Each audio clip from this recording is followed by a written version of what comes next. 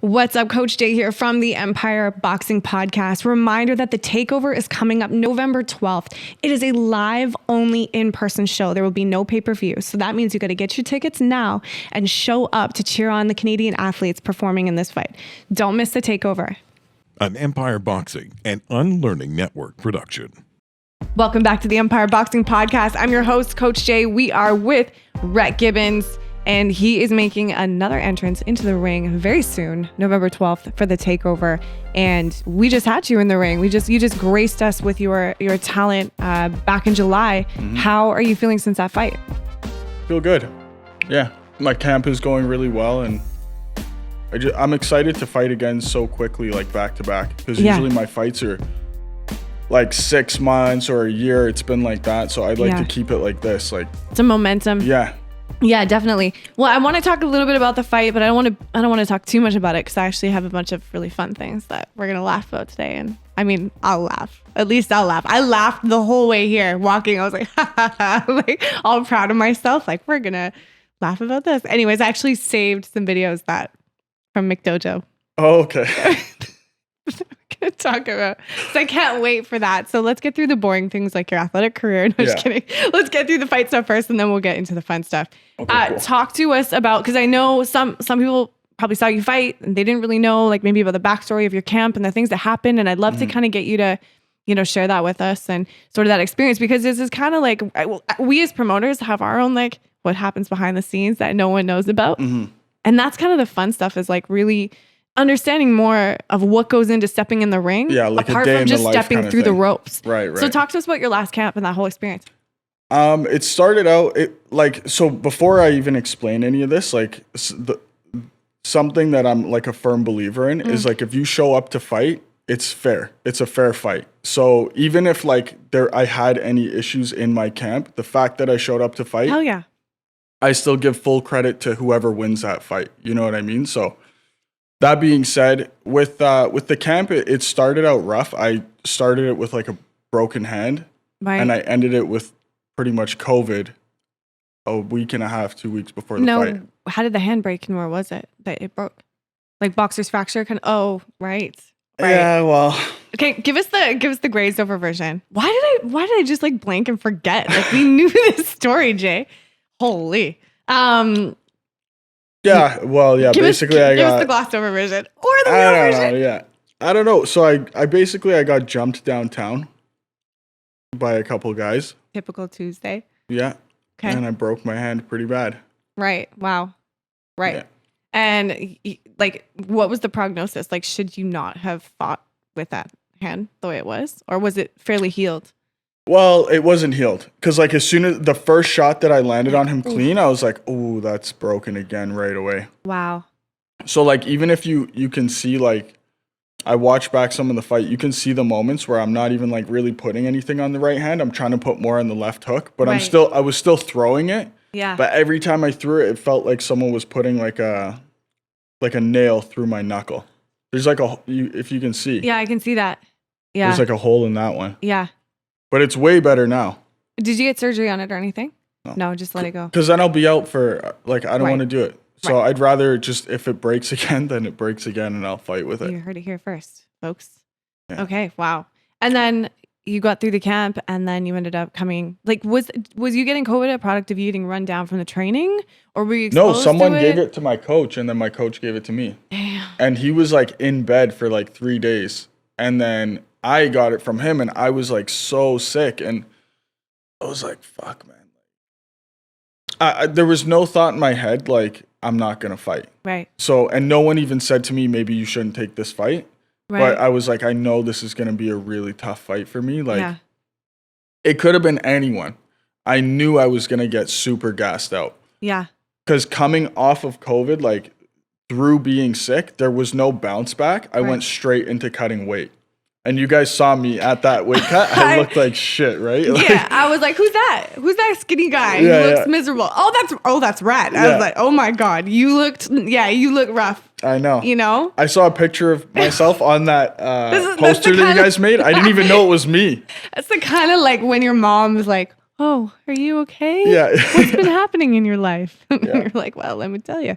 Wow. Yeah. That was, I can't imagine, but you got in the ring and you still performed you know, you were just you without that last little bit of juice that we're used to seeing from you. But I mean, technically, we had no problem clipping up Jason. Yeah.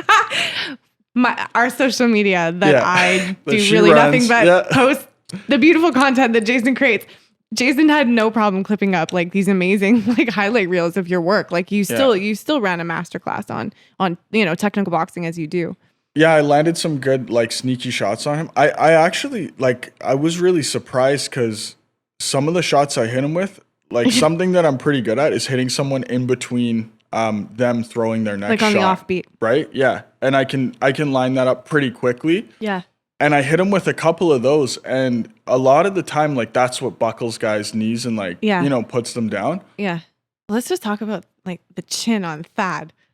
Like, damn. Concrete. Honestly, respect Thad if you're out there still, which I know you are. He's like outfitting his, you know, laundry room or some shit right now. I was watching you on social media. I don't know what you're doing, son, but you got a chin. And we were like, wow. He took some shots that like.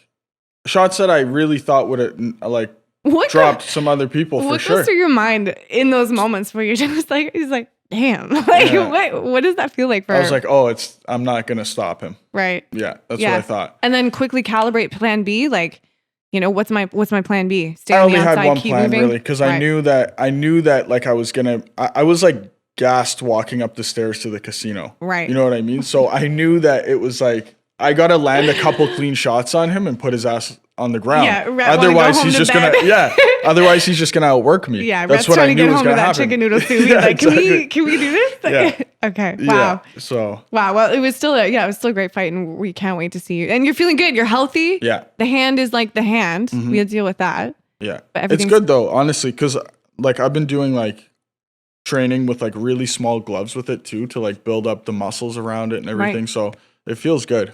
Do you do like any of the old school stuff with like the hand in the rice bucket and all that stuff? No. Nah. I should probably though. That's the thing. That's the thing. Do you like my demo? Is that not how you do it? It's just to go like this or something? Yeah. Oh, well, Lord have mercy on. Don't know. I've never had to use the rice bucket. Have you never broke your hands? That's not true. I had a boxer's fracture, like way back in the day. But I went through this like stage where I was completely allergic to doing anything productive for like rehabbing injuries. We all go through those stages where we're just like, if I ignore it, it's not there.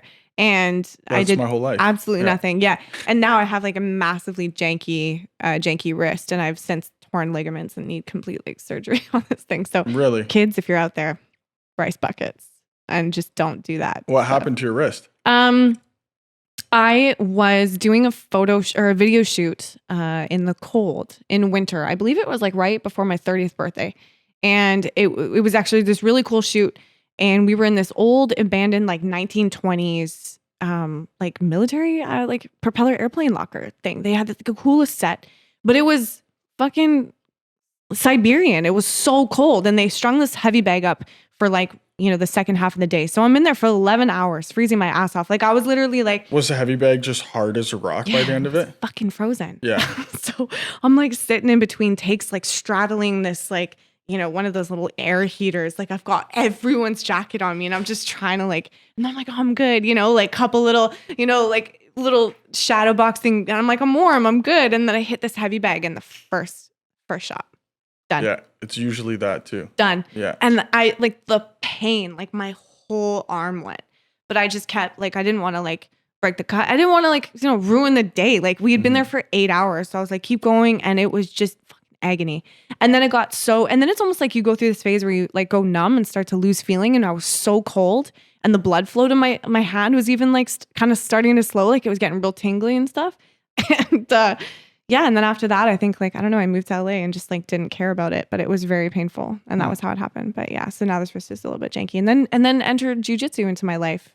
Which is like the best way to get injured. Yeah, absolutely. Yeah. So all the fruitful spoils of jiu-jitsu. So now, any changes to the camp going into the next fight, or you business as usual with your coach? Like a little bit, a few changes, but you know, training with some people that I've trained with before in the past. And yeah, just like we just made some tweaks and stuff like that. But the camp was good for the fight, you know? It was just, I had like two External pretty big factors. reasons not to fight. I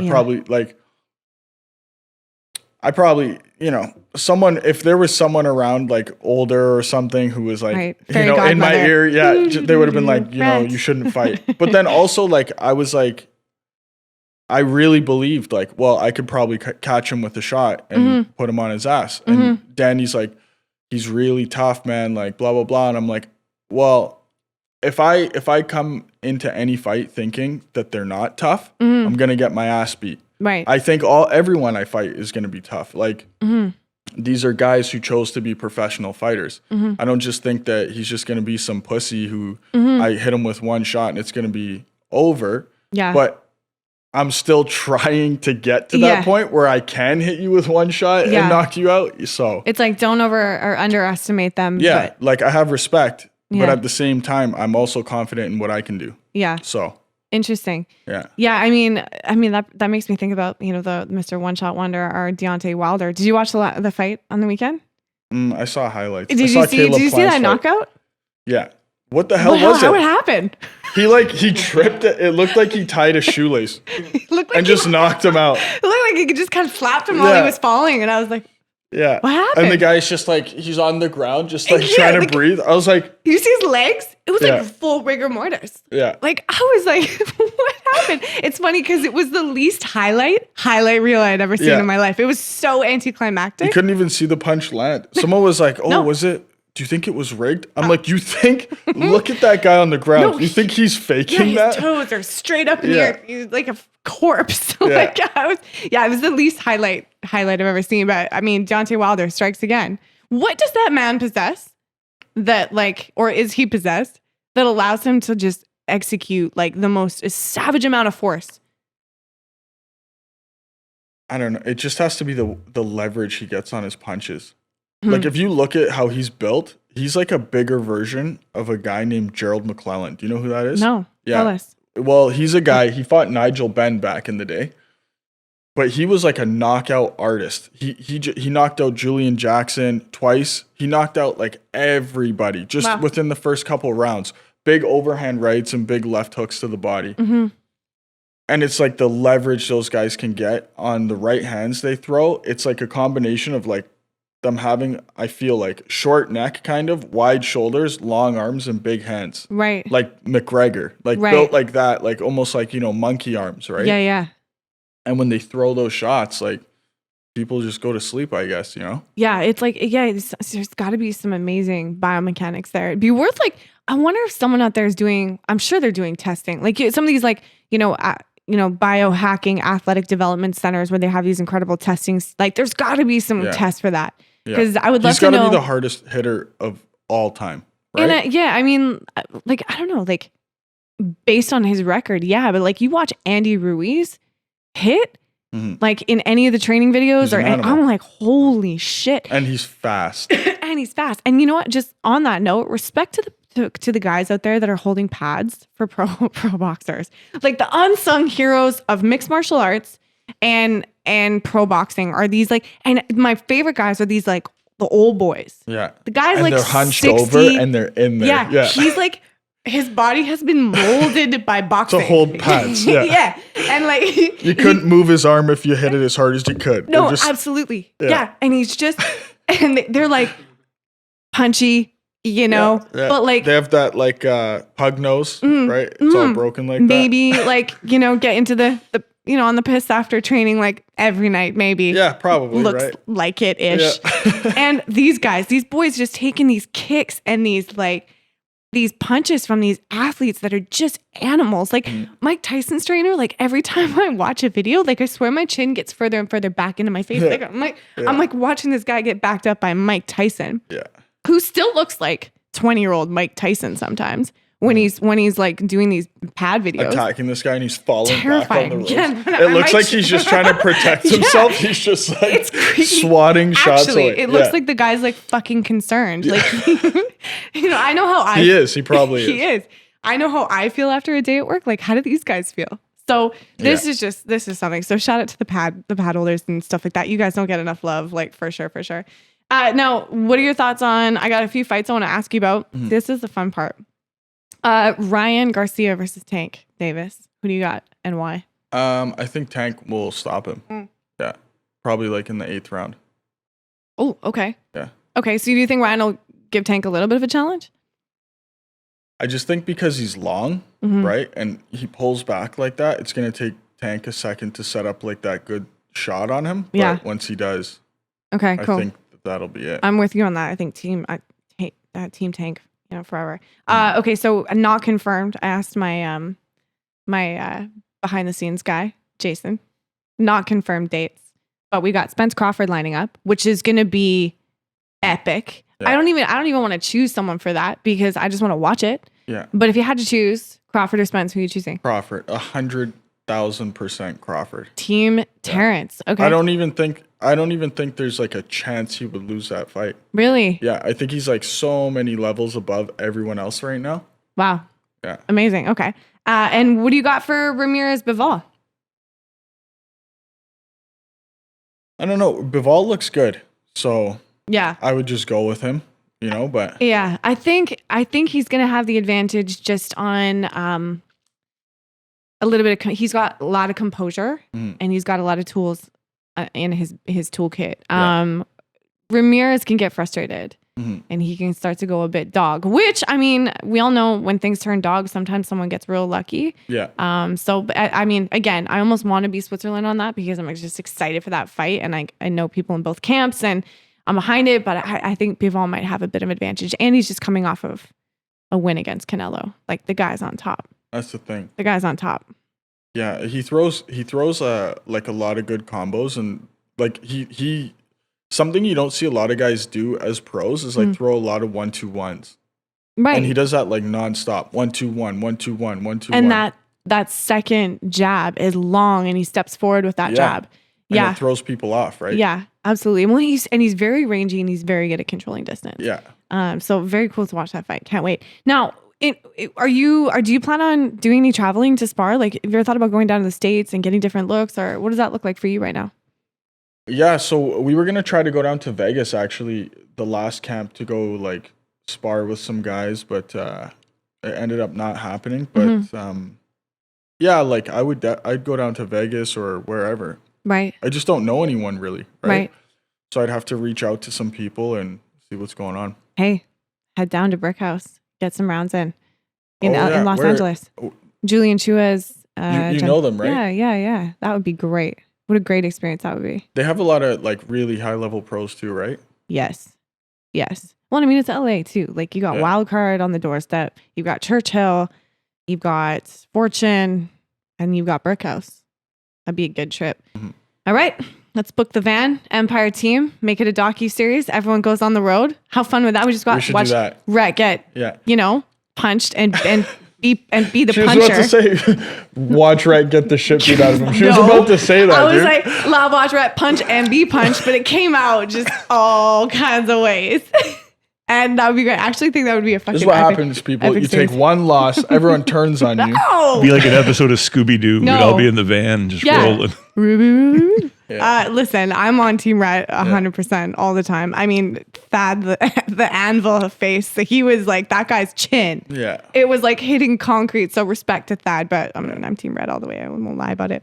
Okay, cool. So I want to take on the role of, don't look at my notepad. I can't see it from here. Well, that's concerning for you. How old are you again? No, just kidding. Okay, so I want to hold you accountable to your goals. I remember last time we spoke to you, you had the goal of having a Baja trophy truck. Yeah. So we're going to do a little Baja trophy truck trivia. Okay. So question number 1. This is how, I just want to make sure that you're still on track with your goals here and that you know how to reach them. Okay. Okay. How much does the trophy truck cost? $400,000. Okay, sweet. I had a range of $250,000 to $500,000. Now, what you might not know is that the fuel and the tires is an additional $200,000. And then you need about $200,000 to $400,000 for maintenance, crew, and hauling if you plan to race that little Baja in the Baja, California. And your winnings, do you know what you win if you win one of those little races? fucking 10 grand. I'm like, hold on. That doesn't even pay for the gas. It makes no sense at all. So I want to know, how rich do you have to be to even want to do this? It's just for fun, basically. Yeah. Yeah. Like, okay, like burning like $1 million. Like, yeah, I guess for fun. I don't know. I'll buy an island. They look sick though. They do look sick. Ripping one of those around would be fun. And in the continues, I must have got sidetracked, my ADD brain. I have more facts. How fast does a Baja trophy truck go? Well, doesn't that depend like who did it up kind of? Okay, well, do you know what kind of engine they're using? No. Okay, they're using an 1100 horsepower, 7.7 liter big block V8 engine. That makes sense. So it can exceed about 140 miles an hour. Yeah. That was updated as of 2006. So I bet they've made some like probably a little hybrid faster. Savage Baja racers. Do you know how much they weigh? Aren't they not that heavy? Because like the body of them, well, I guess the body's like carbon fiber, but all the weight would be the tires and the suspension, right? So this is saying that, yeah, it's carbon body, yes. Yeah. But the total weight without fuel is 2,200 kilograms. That's a heavy truck. Yeah, that's fucked up. That's a heavy truck. And that is all I have for you on the Baja Rhett truck. At least you know now. Because last time you didn't know what it was. Right? You just were like, oh, okay. I found lots of cool facts. Redneck. So I want to know if this is still, are you gonna race trucks? I'm definitely gonna get one and rip it around. Okay. Yeah. All right, cool. Yeah, and they're not street legal, which we know. Well, so you're gonna have like access to like a wee desert and someone to tow that like 2,200 kilogram tripping truck. I didn't know all these facts before I made this. Stick with me, kid. Yeah. All right. And then I also, because Rhett and I share the passion for, we're going to rekindle your passion, but for jiu-jitsu. Mm-hmm. I want to know how Mick Dojo gets away with this. So this is epic to me. And Jason, I'm going to send you these videos later so we can put them up. But I want to know, like, can we work on this guard passing technique? Can we work on that? That is, because that is, man. If we can do that, right? He's probably just wasted too, just hanging out. Like, this guy looks like he holds pads for professional UFC fighters. Look at the people in the back too. The lady just looks so defeated. She's like, "Fuck, I'm just doing this to get away from my family." She's come to jiu-jitsu only to learn she doesn't possess magical powers. Yeah, that was my favorite one. And this one, I love this one. This is the old double wrist lock shrug technique. Someone gave this guy a black belt. Yeah, he probably gave it to himself. Someone gave that guy a black belt. So when you... Oh, you know, this guy actually got the shit beat out of him by... Well, that's more. By Steven Seagal? No, some young MMA fighter actually beat the shit out of him. Wow, because he was just couldn't handle these videos. Yeah, and he put his hands up and did all this fake stuff, and this guy just ran up and punched his eye in and just started beating him up. Oh my God, see, I want to know these stories. I want to know... Yeah, this guy right here. Amazing. McDojo Life. You found a page based on it, hey? I did. Yes. I've been following this religiously for quite some time. You've been following McDojo Life? For a long time. Honestly, there was this one, I just can't. So I want to know, let's unpack this, because now this is going to turn from fun into just full enlightenment. I want to know what character qualities someone possesses to set them on the path of magical, mystical warrior dude who basically baffles and bewilders the weakest minded human beings. What character traits do these people possess? Probably mostly narcissism and schizophrenia, something like that. Well, probably a combo of that. Yeah, I would agree with you, because so let's imagine this exists in the boxing world. How fucking fun would this be? You get in the ring with some guy I'm a pro boxer. He identifies as a pro boxer. Yeah. And which you have to accept. Yes, you would. And he's going to use his magical, mystical voodoo powers against you. Yeah. And imagine this guy's on our card. We booked this fight. We're all right then. He's got a manager. He's even I'll fight for free, no purse. We're let's go then. Let's book this. Mm-hmm. And you get in a ring with someone like that. Do you just light them up, or do you just give them a second to try? Or you go with it a little bit. Yeah, what do you do? You should go with it in the beginning. What would you do? run up to try to hit him and hit the force field. The force field, act like it's really working. Yeah. And look around, you know? Yeah. And then everyone's shocked. Even he's shocked. Yeah. Because he didn't make the agreement with you, right? And then he buys it for real. Yeah. And now we take it away from him. Now we take it away from him. He looks over at his corner. He's like, yeah. It's working. I told you. It's working. And then you just... How many rounds did you let this go? Hook. Just one. No, you can't do it more than a minute, right? Just one round. Right. And then you finish him. Right. Yeah. And then do you stand over him and laugh, or you just I got your powers now. Ooh. Yeah. Wow. Because I mean, honestly, you know what? It is shocking how many of these people exist out there in the world. Shocking. This Instagram feed is popping off, and it's mostly unique. There's some guys that make frequent appearances, but how are these people not weaseling their way into professional sporting events? Or is that the ultimate tell that they're bullshit? Is they're not willing to test it when the water's hot? I don't know.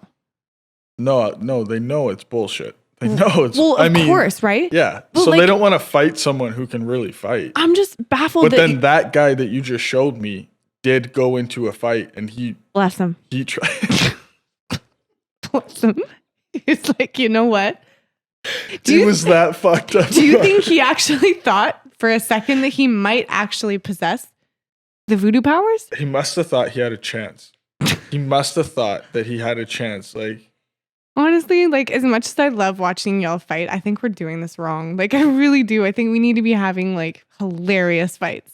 Or at least one on a card. To start it How off. Fun would that be? Yeah, it's almost like when you go to the circus and the little clowns come out in the little cars. We could do that. You're really going to do it, hey? You would set it up. All of a sudden she gets voted off the island. Everyone's like, we would like to announce the loss of one of our partners. I'm she was just going south with it all. Yeah. Yeah. I'm buried in a backyard somewhere. Anyways. Okay. And I have a question from Dan. And is this clearly an inside joke? So you have to elaborate, or is this going to flop? I don't know. I guess we're going to see. So Dan said to ask Rhett about the North Van connection that you share, and to elaborate on what that is exactly. Oh, well, it's funny how I met Daniel, because we met in a gym in Surrey. Because you guys are, you're his best friend. And you refer to him as Daniel. Daniel, ooh. Getting hot in here. Tell us more. No, so I met him in Surrey. This guy, I'm not even going to say his name because I fucking can't stand him. But this guy brought him around. And at first, I didn't even know if Daniel could speak English, because he didn't say a fucking word, man. He was just chilling, and he was way overweight at this time too, right? Way overweight. Have we seen Dan fat pictures? Did he have a fur coat on? It must have been under his skin, because he was huge. But he was way bigger, right? Daniel. And I was like, I love that he's Daniel then. Yeah, Danny. But yeah, so I was like, he was there for a week, and I didn't talk to him or anything like that. And then after sparring, I was like, hey, can I come do some pads with you? Because he was so focused and so intentional with everything that he was teaching. I was like, yo, this guy actually knows his shit, right? And so, and not that I'm a snob or an asshole that I wouldn't just work with some guy or whatever, but obviously you don't know what someone's like until you watch them for a little bit, for right? Sure. And so I started doing pads with him, and he just started getting quicker and better and better and better, because I think he was just getting back into the boxing scene at the time too. Mm-hmm. And we started talking about, I was like, yeah, where are you from? And he's like, oh, I'm from North Van. I was like, oh, me too. And then he's like, oh, I'm from this area. I'm like, so am I. Mm-hmm. And then so we know all these same people, most of the people he knows and most of the people I know, they're all friends, right? They all know each right. other. So yeah, and one of my best friend's older brothers was buddies with Daniel. Oh, cool. So he went from being potential mute or ESL to totally speaks English, really good at pads. Yeah. And your buddies. Yeah. Yeah. Amazing. Which is so weird, because we met in a hole in a wall in Surrey. Oh, and that's the whole story? Well, there's some other stuff, but.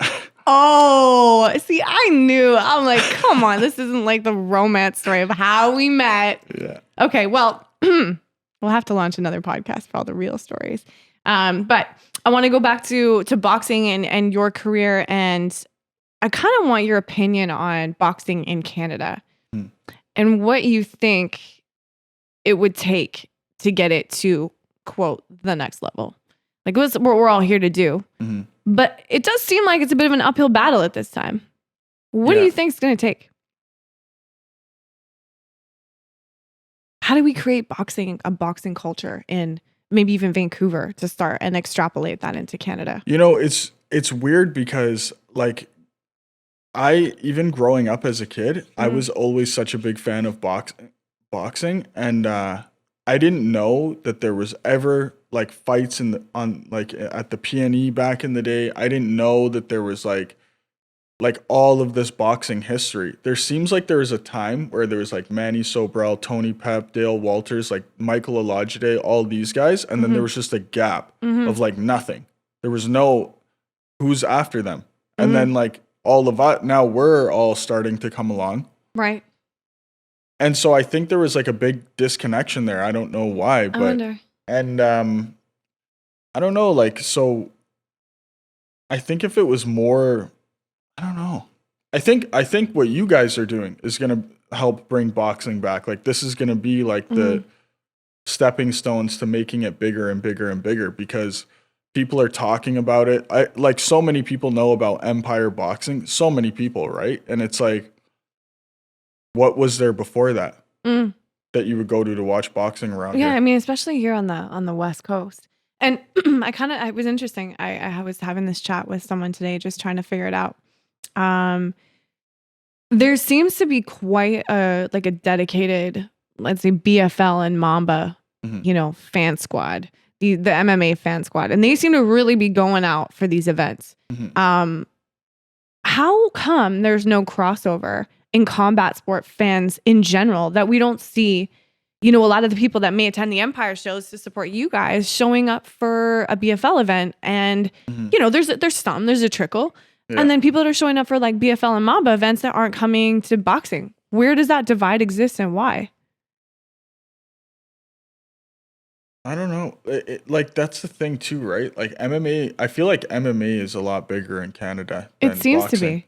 because like everybody talks about MMA and UFC and this and that. Yeah. But I feel like once we have guys that propel, like say it's me or Eric Bazran or Benit or any of us, right? Like once we start moving forward and bigger into the like Canadian scene and it's coming back home, I think that that's going to bring a lot more eyes to boxing around here rather than, because like say you go into the BFL, right? And you start winning fights. Like I know people who went into the UFC after. Yeah. No one knows like any champions out here. No one knows anything it's true. Here, boxing right? needs a star or some stars. Yeah, like guys who are fighting and you're like, oh, I know him. Yeah. And he's on TV and like we're from here, right? Yeah. Yeah, it's interesting. Like I wonder if it's more beneficial to have to continue to base the Canadian promotion out of Canada, or do you base the Canadian promotion out of the States eventually? It's hard to say. It's really hard to say, but because like it would like, what's your goal at the end of the day, right? Is it to make money, or are you trying to build boxing in Canada? I think obviously the perfect world exists when both of those collide, for everyone. But it is interesting. I've noticed that, and every show presents its own challenges for the athletes in their camps, for us, for for the time in the world, and it's an interesting kind of question to ask. Is like, what will it take? Because I would love to see nothing more than to be like, you turn on your TV and you're going through the apps and there's Netflix and DAZN and Empire Boxing. And, and it's something that people have access to, and it's a household name. And I would love nothing more than to see that. And I'm wondering what it would take. But it was interesting what you said, where there was this like initial crew of guys. How long was their come up, right? Yeah. Was it like, was there a 5-year gap before those guys were the guys? And then or even more, way more than 5 years. Maybe. Yeah. And then are we in that? And are we in that phase right now? And you guys kind of running a parallel story in the sense that boxing needs a star, and there needs to be time to develop that. And I think you're right. I think like the wake of eyes on Canadian boxing, I think it will come on the heels of a star or stars. What we need to do, like it's not a team sport, right? Like I respect Benny, and I've trained with Eric before. I like him. He's a nice guy. But like all of our goals need to be like goal number one, bring all the belts, Canadian belts back home, like right here. Right. Now you guys like have to come and fight us. Now, if it gets bigger on the East Coast, then that's going to trickle down into the States as well, right? So like once we get Canadian titles, then we like, there needs to be more players that like have a say over here, because it's all completely like, if it was a scale, it's just lopsided on the East Coast compared to us, right? Right. And we have a lot of good, talented fighters, but I don't know. Yeah. And then we're also coming off of kind of like the abyss of like 2 years span of time where nobody was doing anything. No one was active. So it'll be really interesting to see kind of maybe what the next like 2023 and 2024, the next 2 years specifically, what can kind of grow for boxing and in your careers. And I assume that's kind of like where the road of the goals of the Baja trophy truck starts with you, is bringing those belts home. Yeah. And winning some Canadian titles and continuing to elevate in boxing. Yeah. And, I can speak for us, and especially Daniel, that we're excited to be in your corner and to have you on the next show and everything like that. Yeah. And if you haven't had a chance to check out Rhett's fight, please go. Actually, we have you on the Resurgence as well. We have lots of you. There's so much Rhett happening. So go and taste that flavor. Subscribe to our YouTube channel. Go check him out. Give him a follow at Rhett Gibbons, and buy a ticket and support Canadian boxing and these incredible athletes as they build a career and build a trajectory. And that's what my dream is. I think we all share that dream for sure. Yeah, it's happening. It'll happen. Yeah. I believe it's like we're on the path. We're just right there. Yeah, on the precipice. I like that word, and I like opportunities to use it. It's a good word. Could you say that one more time, Jana? You know what? Honestly, it sounds really good in the microphone. She's like precipice. Will Ferrell sometimes. Like, I wanted to jump in earlier on your wrist problem. Have you had any troubles with Western grip after that wrist injury? Settle down, you. Settle. You're making me blush. The lights are hot. Okay. Right. It's been a pleasure. That's kind of what I hope this podcast. We had you on last time and we had so much fun. I was like, you know what? We can talk about the Thad fight. We can talk about your next fight. Yeah. But let's just fucking laugh about some dumb stuff and be weird. And I was looking forward to this whole day, to be honest. What do you guys think of Creed 3? The trailer dropped today. Okay. So Michael B. Jordan, like whoever your trainer is, respect. Like that cover, like the delts on him. Holy Dinah. Testosterone. He's on the precipice. TRT. On the precipice. Yeah, and some TRT. Actually, before we sign off, let's just jump into the steroids department, shall we? Okay. No, I'm just kidding. Let's not do that. Can you imagine? Gets canceled finally. But yeah, TRT for sure. Michael B. He was not, he did not look like that like 6 months ago. I'm pretty sure. He just gets bigger and bigger for every roll. Juicy. It's been carb loading. Yeah, that's what it is. Yeah. The old spaghetti before bed. Oh, man. Anyways, Rhett, it's been a pleasure. Thanks for coming on the podcast, making time to come and chat with me and laugh about some McDojo. It's probably my favorite. Thanks for having me. Part of the podcast. Absolutely. Come to the Takeover. Check him out. Follow his career and all the fights. Actually, we have an insane lineup, which we're going to be, by the time this podcast drops, you guys will hopefully have already seen the lineup. But I'm so excited. And these fights are going to exist on our platforms and our YouTube channels for time to come. So check it out. Subscribe to Empire Boxing. Give everyone a follow and stay tuned for more boxing podcasting and boxing content coming from Empire Boxing Promotions. Peace. Make sure to listen, follow, and subscribe to Empire Boxing on Apple, Spotify, and YouTube.